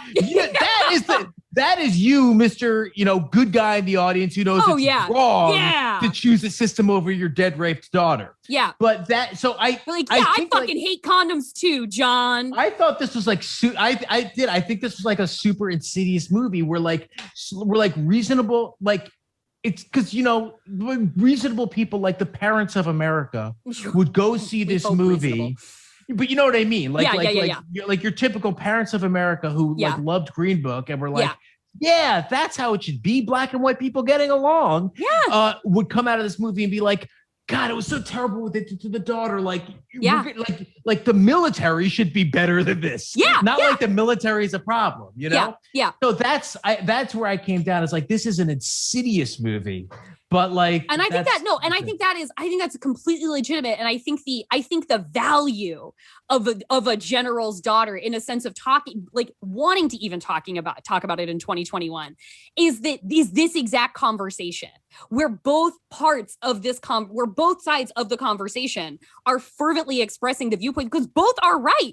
Yes, this does not measure up. This movie is not delivering its message well enough. And yet at the same time, understanding that there is like a surprisingly incisive way of its message that like, because of the ways it lacked and the ways it fell short, being like, wow, but it is kind of surprising that in the midst of falling short in this way, it's still saying these really pointed things that a movie falling short in this way kind of seems like it shouldn't be capable of or even interested in. So it's a fascinating discussion piece of a movie, which is like all that we are doing. This is why I love The General's Daughter, because it's actually not just this thin, kind of trashy, pulpy movie that came out in 99. There's actually a lot to dig into here. And because of that bro-ishness, I think because of that, like the bro allyship that I think is kind of present here, it is that kind of bro allyship is uniquely suited, is perfectly suited to giving you the worst kind of shitty archetype guys, because at the core, it's still pretty bro-y and it still knows those guys and kind of is those guys. So like when you have the scene with Madeline Stowe in the shower with that soldier who like is at first like, what can I do? What can you do for me, honey? And then she's like, I'm with CID. And he's like, oh, fuck. That is exactly how that's like he wouldn't assume that this is a person he should defer to or even ask what her status is walking into the shower. He assumes you're meat. And he's got his buddies around him, so he performs a little bit. Like when he even says the thing about it, he kind of looks around at everybody as he starts laughing like, huh? And it is that like performance of approval that you see. And when she sits down and the way she slowly works him down and down and down, and she has to do it with honey until she can finally put the vinegar out, because that's that dance you have to do. You have to manipulate and ingratiate with this man who is bigger and stronger and who can overwhelm you in order to get what you want out of them. Because as a trait of power, it's not a one-to-one. Unfortunately, it isn't. There's too much history behind it, too much bad stuff to mean that Madeline Stowe walks in, and even after she flashes her badge, being on a one-to-one with this man who's still going to default to his mechanisms of dominance to overpower. He even stands up at one point to leave, and she's like, you can sit your ass down. And then he's like, oh, okay, I'm going to sit down again. Would he have gotten up at all if that was John Travolta sitting there? Certainly not if it was James Cromwell sitting there. And then the way she walks him through, and the way he just folds in front of her about and when he says the thing, but one of my favorite parts of this movie is when he says, Liz was my friend. They hated her so much that they hate that they had to be out there with someone who had to squat to piss. They hated that she was better than them. They hated that she was smarter than them. And it's like, yeah, that's the it's the quote that gets trotted out. What's a man most afraid of? That a woman's going to laugh at him. What's a woman most afraid of? That a man's going to kill her. And that is an exact representation of the disproportional response to like the sparring between sexes, where it's like a woman can be better at sports than a guy next to her, better at her job than a guy next to her. And in retaliation for that, he's like, I'm going to rape you because I want to establish power over you. Like, you're funnier than me. You're smarter than you make me feel small. See what I'm going to do? I'm going to fucking obliterate your sense of self for probably the rest of your life in a way that's going to require intensive therapy and a lot of reconciliation. And you're going to have intimacy issues for a really long time. And this is going to have a lot of unseen and seen effects that you're going to be unpacking for years to come because you made me feel small. That is the disproportionate level of violence that comes at women for that kind of offense. So as he's laying that out, it was like, yeah, true. Yeah, true. Yeah, true. And then and she was my friend. And that we see so often that these fraternal connections will for one another in the event even of heinous violence. Like how many friends do I have that even like in the events of like smaller scale, quote unquote, violence, like harassment, smaller assaults that have happened against them, and going to like by a mutual friend, like, and going to another buddy, going to another dude, being like, this guy's making me really uncomfortable. Like so-and-so's making me really uncomfortable. Like, it's just like, I don't like being around him. They're like, oh, he's just weird. Oh no, don't worry about him. He's harmless. Oh, don't worry about him. He's just a bad boyfriend kind of guy. Like, oh, don't worry. He's just awkward. Those excuses are made constantly for friends to other friends to insulate like bros from having to experience any repercussions or moderations on their behavior, because their comfort always seems to take the priority over the woman's comfort, who should just get over it. And then when James Cromwell says to her, like, you this didn't happen. It's best if you just forget it. It's best if this didn't happen. That is what happens. And like when people say like, oh, you should have reported it. This is why women don't report shit. Because like at every step of the way, every wonderful like video game boss we see Madeline Stowe and John Travolta have to clear as they go through this process. Each of those is indicative of extremely real things that really do happen, but it's in this really sensationalized context.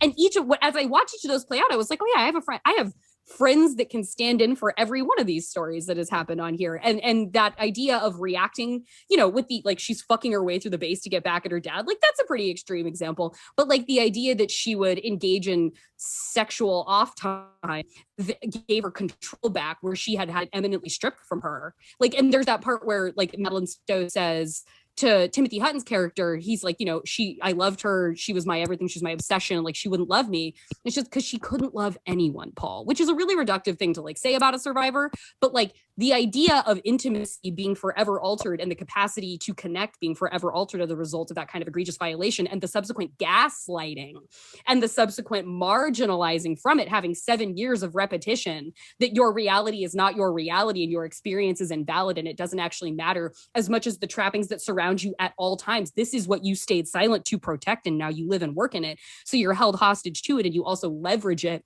as a tool of vengeance at the same time. Like, yeah, that would super mind fuck you.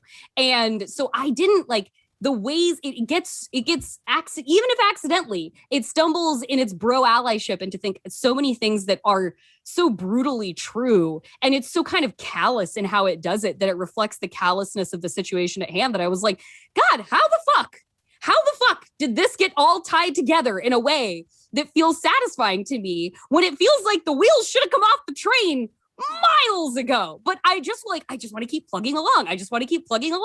So that in that way, it works for me. But in the points that you're bringing up as critiques, they're totally right. Like, you're right. It's not enough. You're right. It's really fucking misogynist. You did it. I don't know how you just did that, but you just look. I'm amazed that we were worried, Kenny. Quite frankly, I'm sitting here now just being like, what was I even worried about this episode? Like, I wasn't worried. I wasn't. I'm never worried. What kind of worry was it? What kind of? Well, it was more just like, I just honestly just had no idea what movie you saw. Like, and sure, I don't say that, totally. And I don't say that with judgment. Like, I genuinely was just like, because I was, we emailed a little bit, and I was like, yeah, exploitation film. Okay. Yeah, like, I was just like, okay, like, again, and part of this has to do with, and I'm willing to, again, like, I'm watching this through the eyes of a man. Sure. And so we all bring our lenses. We all bring our own things to it. So like, I watched this film through that lens, and I didn't see any of the things that you're talking about, which is a weakness on my part. But I think that's why we talk. No, I know. And that's why we do this. It's why we do this podcast. But it's also like, but this is honestly like, and I certainly wouldn't speak for Kenny, but I can't imagine a better episode coming out of this movie. And I truly mean that, because 100%. Because I'm just like, I walked into this thinking, well, this is just a garbage fire of morally repugnant people doing terrible things. And by the way, and they are completely convinced it's still not that. I still think that's what it is. Yes. But what I think is great about this, and where Jordan came from, what just happened, which was amazing, unbelievable, fucking dissertation, is I love it as a little or big anthropological moment. Yes. About completely where male allyship was. Yes. before that term was even a term. And we're talking like the last 3 to 5 years is the framework in which that kind of naming, that sort of exchange even exists. Like, it has been a desert out there. Here's the thing. And here's the thing. I mean, this is not, this is our podcast. I'm just gonna say what I want to say because et cetera, et cetera. From a male point of view who aspires to be an ally, it has been a bumpy road figuring out what you say and when you say it. Totally. And what I've learned and why I wanted this episode to go the way it went was the best thing to do is shut up and listen. Not always, and not, we're on a podcast where you have a microphone in front of you, so you are basically expected to answer questions from us. It's the premise. So in general, it's not necessarily the right thing to take the nearest woman you can find and say, hey, what do you think about this rape movie? Right, yeah. But in this you didn't throw a poll out on Twitter and just capture someone. Well, just give us some, No, people. Indeed, I imagine I caught you quite off guard, fervently expressing my desire to talk about the General's daughter. So, but in this situation, I think that, this is, I hope, allyship is a difficult thing. As a privileged ass white girl, I absolutely am trying to navigate my way gracefully through that same minefield of wanting to be an ally to folks or a queer person, but I present quite like passingly heteronormative, and that means being an ally to people whose passing is not an option in their life. My trans community, like the trans brothers and sisters we have there, like and black and brown folks, like it is that all the time. And being worried that any minute I'm going to step on a landmine that's going to jump up to head height and explode me, and then I'm going to have to reconstitute myself and learn to do it better next time. Yeah, that was a reference to the end of this movie, by the way, guys. If you haven't seen this film, which can happen. Oh, that was actually very cool. But which can happen, right? Which can happen, and it's just interesting. In 1999, a time before allyship was really a term, as you said, a time before people really understood that, a time where this is more or less where mainstream progressive politics, even before progressive was a word, were at the time. And I think that that's really interesting. Me too. And I think that I look at it differently from a male point of view, and the point of view of a male who was not the best male in 1999. Sure, yeah. But who was pretty aware of the ways in which we kept to ourselves and kept the circle tight and protected ourselves. And if I was trying to make a movie about this, right? If I was trying to make a movie about a powerful man's daughter who was, raped and later murdered, and the system that covered it up, I think I could do it pretty easily without thinking about the woman for 2 seconds. Right. Which is what I think happened here. Right? You know that cinematic formula. I think that's what happened. I think that that from a male point of view, the scene you highlighted about the soldier who was confronted by Madeline Stowe, and then she kind of like whittled him down. That is kind of the equivalent of a high-powered woman laughing at him, at least outsmarting him. Yeah. Oh my God, when she throws the underwear in the trash, she's like, I bought this an hour ago. I bought the flick of her hand. I bought those an hour ago. And watching him just. Yeah, from my male gazy point of view, that is a very simple example of, I think, a male director, male writers, and a male person who wrote the book making themselves vulnerable. Which I'm sure they thought was great. By the way, it is good. It is good to recognize the ways in the way you feel in certain situations, even if it makes you feel less than. Absolutely. But you should acknowledge those and externalize that and confront that and be like, all right, let's share that. And then, so the question and the issue I have with this movie, and the issue I will have with this movie, and again, this might just be a 99 thing, and this might be, I might be expecting too much from a movie like this. But the issue I have with this movie is I think it correctly identifies and personifies the emotions of these situations and the correct dynamics of the situation. I think you very rightly point out, the notions of dominance and violence, the omnipresent like threat of violence in a situation like that, particularly with people in the military. Not throwing shade on people in the military, just people are trained killers.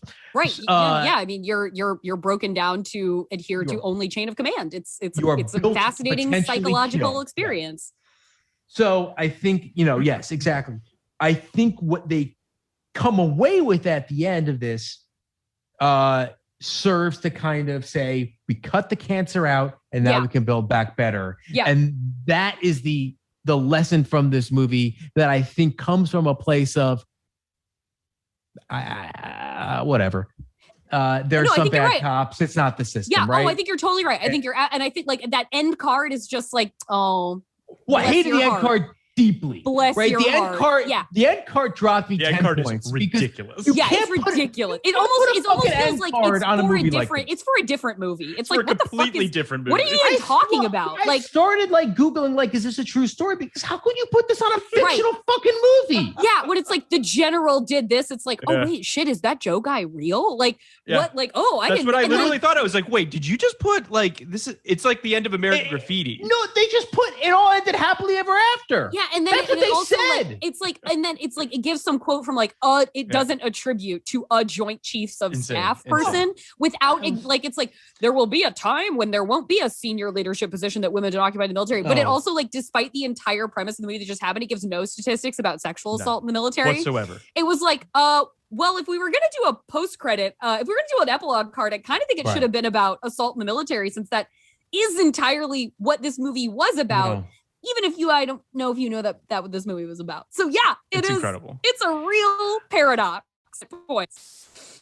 So, Jordan, that was awesome. That was exhilarating. That was it was everything that I was desperately hoping this was going to be. Movie. Yeah, right. I don't know that we. I will say, like, in terms of rape revenge, like when I said it's a fascinating lens through which it's sort of like an interesting microcosm through which to view how our society feels about women, how the industry that makes these movies feels about women at the various points that they come out.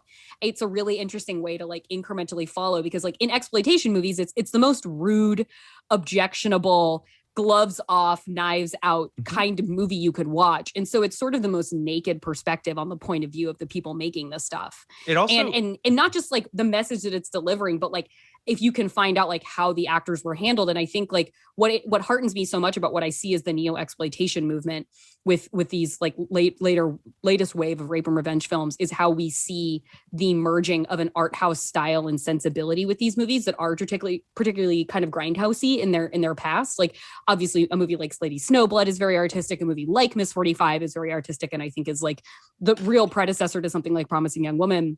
But like to see such style brought to these films, to see women actually being able to make them, and to hear about the collaborative process of them coming together between the filmmakers and their stars is really fascinating to hear about. How the point of view on what making these movies should be has changed. And like the movie The Perfection, which I love, which if you guys haven't watched that and you want to watch something fucked up, go in for it.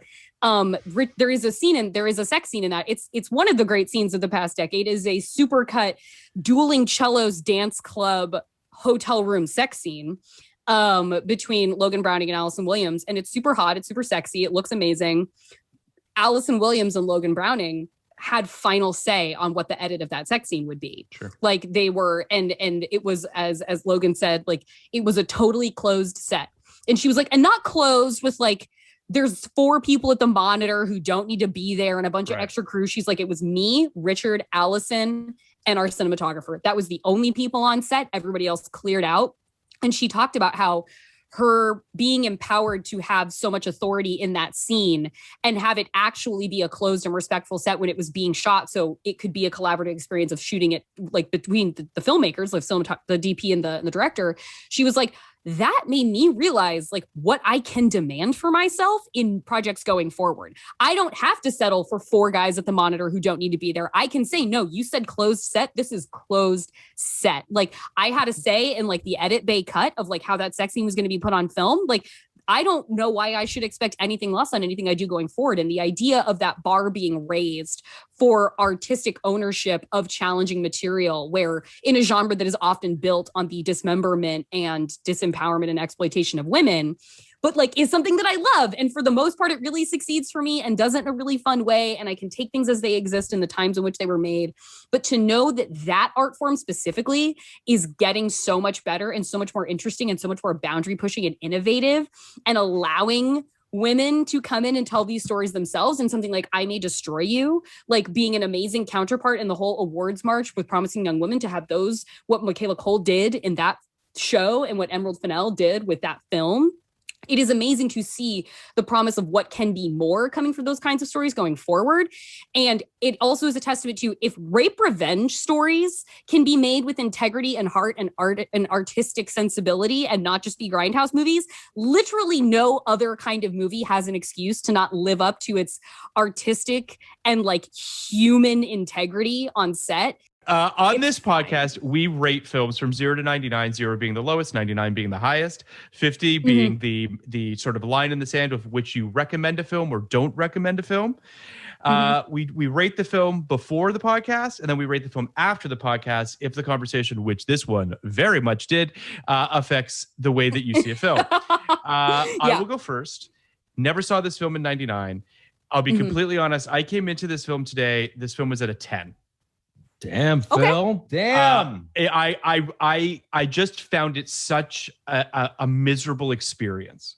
Now that's legit. And to be fair, perhaps the point. It was a miserable experience for me, and I found it. I found it really upsetting. I'm personally glad you were upset by it. It's very upsetting. I think that's a very good response from you. That being said, you obviously gave an unbelievably articulate dissection of this film, which has definitely changed my perspective on it. Okay. I still think this film is a problem. I think it is rife with problems. I agree with you. And I am in an unenviable situation to some degree or another, because I honestly don't know if I could recommend this to somebody to watch. I don't think it's... I hear you. I don't off the cuff recommend it to people to watch. Right. I like get there like, so how do you feel about these kinds of films? Like, because it's a reckless recommend. It's a reckless recommend. So I am at 50 with this movie. Whoa, okay. That's a big jump, Phil. It's a big jump. I'm personally, I'm honored. And I genuinely, I'm certainly not blowing smoke up your ass. I really do think that I think I was perhaps a little callous and quick to judge the film just based on the emotional response that I had to it. I don't think that, and as we've discussed, I saw it through my own lens, and I just found the whole thing I just kind of pushed it away and disregarded what it perhaps was doing or fell into doing, as we've discussed. Yeah. So I can't recommend this film, but I think I was too hard on this film, and I think that there's perhaps, as you have very well laid out, there's more here than I was giving credence to. So I'm at a 50. Kenny, where are you at? I'm at a much different place than you, Phil. Because I think it's like I have dropped my score. Well, actually. You can't drop it much lower than where I was for the podcast. I was at a 7. Which is about, this is a very low score, Jordan. You should understand that a 7, I believe, would be the third worst film. Yeah, what's around there? What's Chill worse? Factor, Love Stinks. Love Stinks. Yes. Thomas Crown Affair, obviously. Stop it with Thomas Crown Affair, you fucking monster. The Pierce Brosnan. Thomas Crown Affair is a great movie, and Kenny's just being a dick. I can't handle that movie. It's just like I didn't watch it again. I need to give Thomas Crown Affair, because I remember first time I watched it, I was like, I want to just walk under a car. Yeah, like this is so fucking boring. What's your score, Kenny? But I want to go back to it. It's that kind of movie. I was obviously too harsh on it, mostly as a joke, but it's a bad movie. This movie, it's not a joke.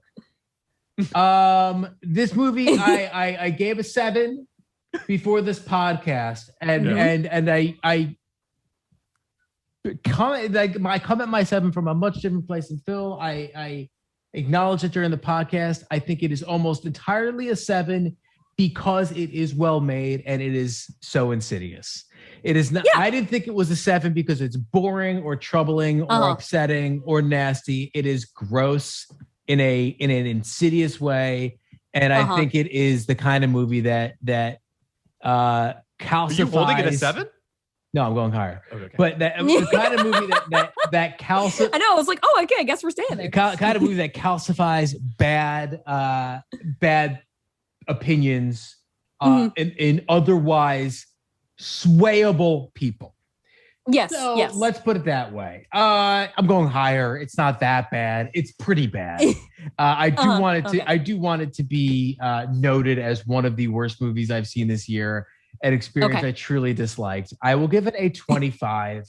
Any movie that could provoke this level of conversation, this type of passion, as a snapshot, it's very interesting. But I can't give it credit for something that I think it, had nothing to do with, which is that it was just an interesting film that happened to be made at the time. I think Birth of a Nation is also an interesting film that happened to be made, but it is in no way a good film. So, it's a good, So here's Jordan, what I will say. Here's what I'll say why I think it's a 25 and not a 7. Because for me, it is no longer a film that should go find the nearest rock and crawl underneath it. That's good. There are situations in which this film is valuable to understanding some things about this world and Hollywood, and I guess the military, but really Hollywood. Right? Hollywood. That I think can provoke a conversation of this caliber, which is very high due to our exceptional guest. Unbelievable. Thank you, Jordan, much. Thank you. You saw this film back in the day. So what would you have rated it then? What would you have rated it before this podcast and after this podcast? I assume that the podcast probably didn't change your opinion much, but I'll. No, I feel like because this is I've watched it so many times. Like I couldn't possibly undervalue this movie. Like the amount of times like I've opted into investing in this movie. This movie's got to be like a fucking 80 for me. Sure. Like it just like I couldn't saying it as anything less would be so disingenuous. And I'm gonna say after this conversation, it's an 85. Because this is the best conversation I've ever had about General's Daughter. And I'm like, look at how valuable this can be. Yeah, this movie's... So I am ready to give it a few more points. 85 is a good score. It's a good score. Open for, people willing to do the engagement on this movie. I think there are rewards for them. Like you said before, as an anthropological artifact. Mm-hmm. Oh, yeah. I've never seen Basic, the other John Travolta military movie. Right. But I'm curious as to whether or not it is better or worse than this. But I'm very curious to hear your opinion on something, Jordan, because next week we have a past and future guest, Corinne Steichman. She's a TV writer, producer. She's going to come on to talk about The Love Letter. Now, I don't know if you know the movie The Love Letter, Jordan, by any chance. I haven't seen The Love Letter. Yeah, I haven't either. The Love Letter has the sole designation in my brain as being the other film that came out the same weekend as The Phantom Menace. And they were attempting to they were trying to do the counter program. Well, the people who won't want to see this will want to go see The Love Letter. It didn't play out as you would imagine. But the cast of this film is Kate Capshaw, Blythe Danner, Tom Everett Scott, Tom Selleck, and Ellen DeGeneres. Newsmaker Ellen DeGeneres. So, Jordan, I have to ask, as we wrap up this episode, what are your thoughts on the Ellen DeGeneres situation that she finds herself in right now? Which is that saga. Saga. Truly, she yesterday truly announced, this will date the episode, but yesterday she announced that she is wrapping up her television show next year, that it doesn't pose a challenge to her anymore. Right. Which is an interesting choice of words, considering that I guess the challenge was to make people feel terrible for the past 17 years or however long she's been doing this show for. Yeah. What are your thoughts on this? You being a media person and, obviously being... I really kind of resent the bind that Ellen has put us in. Sure. Fine, Ellen, be a bitch. Right. People can be bitches. Like I don't need you to be the nice person that you are on TV. I don't want you to you don't get to dehumanize staff and be like maybe racist, and like that is mean, bad person behavior. And I don't think you should be rewarded with having a show. I think your contract should have been canceled, because that's what should happen in the event of something like that, and not just be like, oh yeah, those executive producers have been fired. But like, really fucking sucks, because I remember when Ellen got the Presidential Medal of Freedom, and I remember when I cried. I cried, and I was texting friends about it, just like, and I like her the two HBO comedy specials she had done in like the 2000s, where it was kind of like her coming back, and like I remember that special where like it was kind of like one of her first big things she did after the show melting down and after her coming out. And that show has so much more of an edge to it than I think the one that came, I can't remember if that was Here and Now or if the one that came after was Here and Now, but there's the pair of hilarious HBO specials that she did. And I remember going back and revisiting that and being like, oh, I forgot how angry this special is. Right. Like Ellen's pissed because fucked up stuff happened to Ellen. Like she came out, she made the gamble, she became an icon in a way, and then was run out of media basically. And it was like, she's given so much and she's done so much and she has represented so much good and so much positive. It's like, I fucking hate having to be of two minds on you, because what you did matters, and what you did was pioneering, and what you did paved the way, and what you are is such a, like Kate McKinnon meeting Ellen DeGeneres and like crying on her set. And Kate McKinnon's like never sincere about anything. She always kind of has her persona up, but then she met Ellen and was like, oh my God, I am losing my mind, because that is what she means to a generation of queer women, and doors she kicked down for queer women in media. But then she dark-sided. Yeah, and it's like, weird. She's had a really strange, I mean, we've all had a very strange year, but then I would even say like the year previous to the pandemic, where like, you know, there was the George W. Bush stuff, and there was just all this stuff that was starting to like being the Kevin Hart apology tour person. And it really like, it's been disheartening to see her sort of become representative of a kind of Hollywood figure that is very much like, we very much learn the lessons of money protects money and power protects power. And at a certain threshold, it seems like when you get to a certain level of insulation, got on the inside. That's what defines you. It's interesting she's to also watch a huge money maker, right? Like, oh God, and it's been interesting. Kenny and I, you know, we did Ed TV back many moons ago, which is a '99 film. She's very funny in that film. I mean, Ellen DeGeneres has a lot of. Mr. Wrong. I've never seen Mr. Wrong is one of the. Oh my God, that movie. Bill Pullman as you like see Mr. Wrong, Kenny? No, but I remember that was Ellen DeGeneres' romantic comedy. I remember the poster. She's in like a wedding gown and she's being kissed by top of each other. And Bill Pullman gets straight up fucking scary in that movie with this. It's a real tonally strange movie, but like we watched that all the time. We loved that movie in my house. We recorded it from TV onto VHS. Yeah. Like Ellen was a part of the household kind of situation, and it fucking sucks. At a certain point, you just became a rich person. I think it sucks for you. I do. I think that, you know, I think we also need to separate these two sides of Ellen. And I think we will eventually. I think that'll, right now we're in the midst of like kind of like bad Ellen, and everyone's like, you know, getting on her, but she'll go away for a bit. She'll come back, and hopefully it's not even about that. What she's accomplished is like so legendary and so unimpeachable at this point. True. Yep. That we'll get over the bad stuff, because the good stuff was so important. Like, look, I don't want, I don't want to invoke this any. It's also like, how deep did, like, you know, if it was the open secret that she was a tyrannical boss on that show, but like also there are other rumors about who and how she mistreats. And like, who knows? I don't know the veracity of those things, but those, like, it's like, well, the other stuff bore out and was accurate. And so it's like, I don't know the depth of the erosion in this person. And I'm very, it's a bad kind of curiosity. It's an unfortunate kind of curiosity to wonder just like how much reconciling are we going to eventually end up having to do with Ellen's legacy versus the reality of the person, if we find out more and more that corresponds to things that people say around, because there could be a lot more to be separating, you know, that art from the artist thing. And at a certain point, I don't engage in that. Like, you did a lot of good, but I have to let you go now, because it turns out you are fucking terrible. Maybe at some point you do enter the Cosby zone. It's true. And you hit an event horizon. Yes. And and it's over. It's true. It's true. And she also just has seemed to hate specifically for the show. She seems to have just hated doing it for so long. Like I remember it was a couple years ago when they renewed her contract for an additional few more years at like $20 million a year, I think.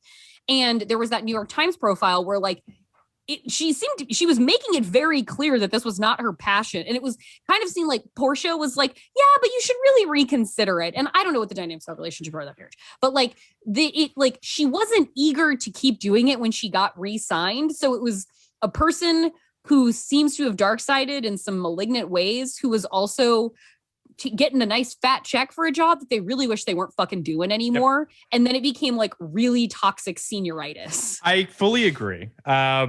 We just want to say thank you for coming on, Jordan, and thank you so much for having coming me. on. This has been a blast. This has been an absolute joy. This was I honestly couldn't have asked for this episode to go any better. I really, this was absolutely wonderful. We can't wait to have you back. I'm going to shoot you. Thank you. Please do. I'm going to shoot you. Actually, we're doing an 89 Patreon. So we've got some 89 films. So if you're interested in coming on for one of those, I'm sure there's a horror film that Kenny would love to force me to watch with you. Oh, so, I would love to look through that. Perhaps we can find something like that. For sure. But more than anything, thank you so much for being here. Thank you for having me. This is excellent. Podcast like it. You want a podcast like